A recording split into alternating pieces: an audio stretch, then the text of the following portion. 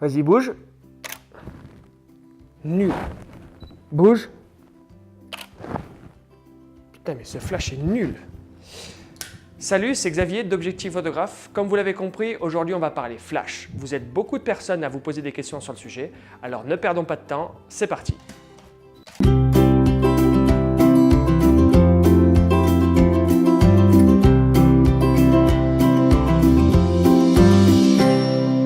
Souvent, lorsqu'on prend une photo au flash, on est déçu. Pourquoi? Parce qu'on ne sait pas forcément comment ça marche, parce que la lumière produite par le flash est souvent dure, et donc lorsqu'on essaie de faire une photo en intérieur avec de la lumière artificielle, le résultat est médiocre. Mais voyons ça en direct. Avec Sébastien qui m'accompagne dans cette vidéo, on a simulé les conditions de faible éclairage en intérieur avec une lumière artificielle. Le plus souvent, c'est dans ces conditions-là que vous allez avoir besoin du flash. Pour la démonstration, j'ai ici un Canon 7D que je vais utiliser avec le flash intégré et j'ai mis un 35 mm sur le boîtier. Et on va voir ce que ça donne avec le flash intégré et je vais me mettre pour cette première photo en mode tout auto. Pour vous mettre en mode automatique sur les boîtiers Canon, rien de plus simple, il suffit de tourner la molette que vous avez sur votre appareil sur le petit carré vert. Dans des conditions de lumière difficiles, comme ici, c'est simple, quand je suis en tout automatique, lorsque je vais faire la mise au point, vous voyez, le flash est sorti et je vais prendre donc ma première photo avec le flash intégré de Sébastien. Comme vous pouvez le voir, l'image est vraiment pas terrible. Pourquoi? Parce que en fait, le flash produit une lumière qu'on appelle dure. Vous vous posez la question, qu'est-ce qu'une lumière dure? Eh bien, une lumière est qualifiée de dure lorsque le contraste entre les zones d'ombre et de lumière est très franc. Pour vous montrer ça concrètement, donc j'ai pris une lampe avec laquelle j'éclaire le visage de Seb. Et comme vous pouvez le constater, il y a des ombres sous les arcades, ici, et sous le nez, qui sont très marquées. La transition entre ombre et lumière est très franche. A l'inverse, une lumière est qualifiée de douce quand la transition ombre-lumière est justement très douce. Comme vous pouvez le voir ici, la lumière se répartit harmonieusement sur le visage de Seb. Alors qu'est-ce qui définit, quel est le paramètre qui fait que la lumière est dure ou douce? Eh bien, c'est très simple.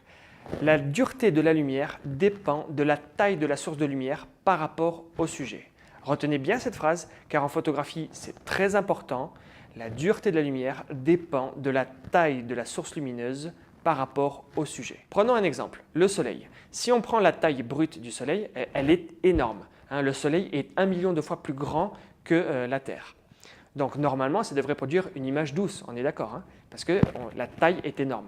Mais le problème, c'est que le soleil est à des millions de kilomètres de nous. Donc par rapport à nous, le soleil, c'est juste un point dans le ciel. Donc la taille de la source lumineuse est très petite. Et lorsque vous photographiez une personne en plein soleil, en pleine journée, eh bien c'est peu flatteur. Pourquoi? Parce que la lumière produite par le soleil est dure et donc va marquer les ombres sous les arcades, marquer les ombres sous le nez. Et ça pourquoi? Parce que le soleil, c'est juste un tout petit point dans le ciel. A l'inverse, un ciel nuageux va produire une lumière extrêmement douce. Pourquoi? Eh bien parce que ce n'est plus le soleil qui éclaire directement, mais c'est tout le ciel en fait qui va éclairer. Et en termes de taille, un ciel est beaucoup plus grand que le soleil qui est juste un point dans le ciel. Maintenant, appliquons ce concept à la photographie. Lorsque, par exemple, vous voyez là, je vais utiliser une lampe pour éclairer le visage de Sébastien. Donc la taille de la source lumineuse par rapport à Sébastien, elle est très petite. Elle doit faire genre 20 cm par 10 cm, d'accord? Donc lorsque je vais éclairer le visage de Seb avec cette source lumineuse qui est petite, qu'est-ce qui va se passer?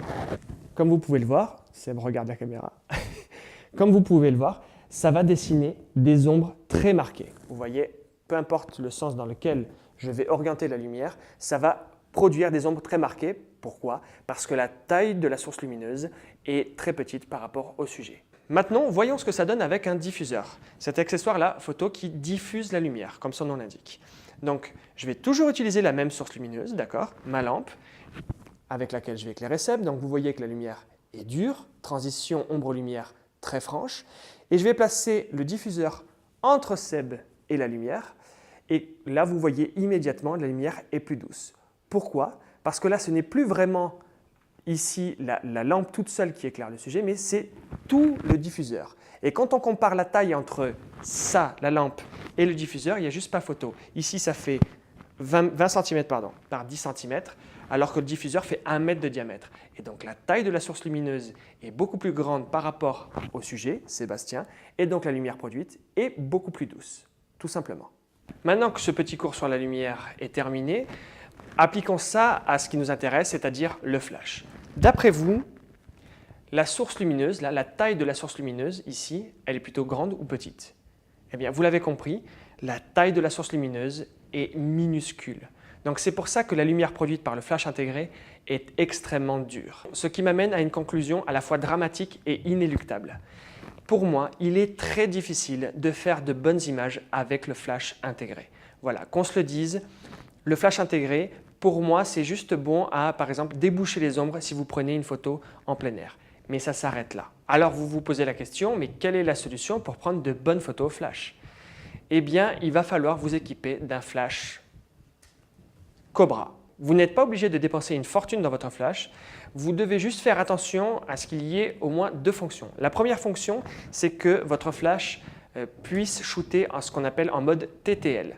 Donc, je ne vais pas rentrer dans les détails, mais en gros, c'est un mode automatique pour le flash. Donc, vérifiez que votre flash que vous allez acheter est un mode TTL. Et le deuxième détail sur lequel vous devez faire attention, c'est que sa tête doit être orientable vers le haut et sur les côtés. On verra après pourquoi. Pour cette vidéo, nous utilisons un flash de la marque Yongnuo. C'est pas très cher, donc il est muni de la fonction TTL, il a la tête orientable et il coûte aux alentours de 130 €. Comme vous pouvez le constater, la taille du flash, de la tête de flash, n'est pas très grande non plus, d'accord? C'est pas beaucoup plus grand qu'un flash intégré. Donc normalement, si j'utilise le flash tel quel dirigé directement sur Seb, eh bien ça devrait reproduire un résultat qui est peu flatteur. On va voir ça tout de suite. Pour ce qui est des réglages, je suis passé en mode priorité ouverture. Je me suis mis à ouverture 2.8, ISO 400 et donc l'ordinateur de l'appareil photo va calculer la vitesse. Si vous ne savez pas ce que c'est le mode priorité ouverture, je vous renvoie à ma vidéo que j'ai déjà faite sur le sujet. Et pour ce qui est du flash, je l'ai mis en mode TTL. C'est le mode automatique du flash. Et on va voir ce que ça donne. Comme vous pouvez le voir, l'image reste moyenne. Pourquoi? Eh bien, pour deux raisons. La première, c'est que la taille de la source lumineuse n'est pas très grande, donc ça produit une lumière qui est dure. Et deux, en mode TTL, les flashs ont tendance à envoyer trop de puissance en termes de lumière. Donc, je vais essayer de régler ce premier problème de trop de puissance du flash en baissant la puissance de mon flash. Pour ça, c'est très simple. Sur ce modèle-là, j'appuie sur la flèche de gauche pour baisser la puissance de mon flash et je vais enlever -1, donc sur mon petit écran c'est marqué -1, ce qui va avoir pour effet de baisser la puissance de mon flash et on va voir ce que ça donne. Voilà, j'ai réglé le problème de surexposition de mon image à cause de la trop grande puissance de mon flash, mais par contre en termes de dureté de lumière, je n'ai toujours pas réglé mon problème. Alors comment faire? Eh bien c'est tout simple, il faut que j'agrandisse la taille de ma source lumineuse pour avoir une lumière plus douce. Comment je m'y prends? C'est tout simple, je vais orienter la tête de mon flash vers le haut ou sur le côté pour que la lumière du flash tape sur le plafond ou sur les murs. Et ainsi, la taille de la source lumineuse va devenir beaucoup plus grande. Pourquoi? Parce que ce n'est plus la taille de la tête de mon flash qui va éclairer mon sujet, mais c'est le plafond qui est beaucoup plus grand ou le mur qui est beaucoup plus grand. Pour vous montrer le principe, je vais vous montrer un exemple avec la lampe, d'accord? Donc, la taille de cette lampe est très petite, d'accord? Donc, si j'éclaire Seb avec, ça va produire une lumière très dure, comme le ferait un flash. Mais si je dirige ma lumière, ma source lumineuse vers le mur, à ce moment-là, c'est le mur qui devient la source lumineuse. Et vous voyez que je passe de cette dimension à cette dimension de source lumineuse. Et donc, cela va produire une lumière beaucoup plus douce, beaucoup plus flatteuse pour le sujet. Donc, voyons maintenant ce que ça donne avec le flash. Je vais donc orienter la tête de mon flash vers le plafond pour que la source lumineuse devienne le plafond.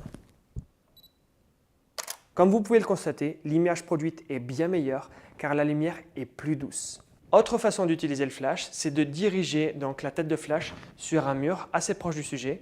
Comme ça, la taille de la source lumineuse sera très grande. On va voir ça de suite. Encore une fois, l'image produite est de bien meilleure qualité que celle de départ. Quand on les compare côte à côte, il n'y a vraiment pas photo. Petite mise en garde quand même, ne faites pas taper votre flash sur un mur de couleur, par exemple vert, parce que sans ça, la lumière va prendre la couleur du mur et va rebondir sur le sujet. Et donc, si votre mur est vert, vous allez teinter votre sujet en vert. Donc, je récapitule. Si vous voulez faire de belles photos au flash, il vous faut un flash Cobra qui, un, a une fonction TTL et deux, qui a sa tête orientable vers le haut et à droite et à gauche. Ainsi, vous pourrez orienter la tête de flash vers le plafond ou vers les murs pour agrandir la taille de la source lumineuse par rapport au sujet. Bien sûr, il existe des tas de réglages différents, des tas de façons différentes d'utiliser son flash. Pour ma part, j'utilise mon flash en mode manuel avec mon boîtier aussi en mode manuel pour contrôler plus finement le rendu de mon image. Mais on verra ça dans d'autres vidéos. J'espère que ces conseils vous aideront.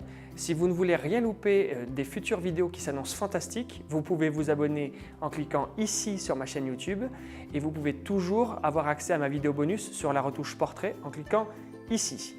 Voilà, je vous remercie infiniment de votre fidélité et je vous dis à très bientôt sur Objectif Photographe. Ciao, ciao. Vous équipez d'un flash un peu plus rapide.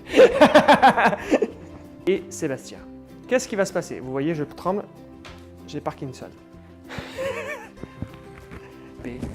Avec un flash qu'on appelle